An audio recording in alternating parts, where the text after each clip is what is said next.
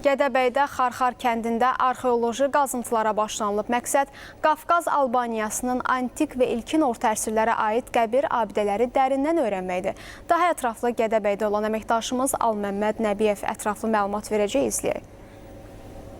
Azərbaycan Milli Elmlər Akademiyasının Arxeologiya və Antropologiya İnstitutunun bir qrup elmi əməkdaşından ibarət Xarxar arxeoloji ekspedisiyası hazırda Gədəbəy rayonunun Xarxar kəndində eyni adlı Xarxar nekropolunda elmi araşdırmalara start verib. Nekropolda hazırda qeyd etdiyimiz kimi alimlər tərəfindən elmi araşdırmalar həyata keçirilir. Bəli, görüntülərdən də vizual olaraq görmək mümkündür ki, hazırda elmi araşdırmalar davam edir bu ərazidə.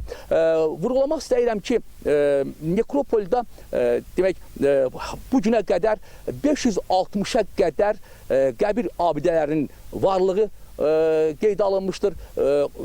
Qeyd edim ki, məhz bu nekropolda qəbir abidələrinin bəziləri baş daşları dik bastırılmış haldadır.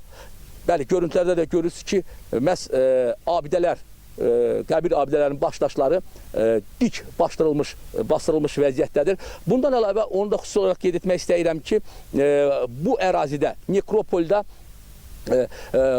baş və ayaq daşları da mövcuddur və eyni zamanda baş daşlarının üzərindəki sina daşları da şərq-qərb istiqamətində olduğu bu ərazidə müşahidə olunur.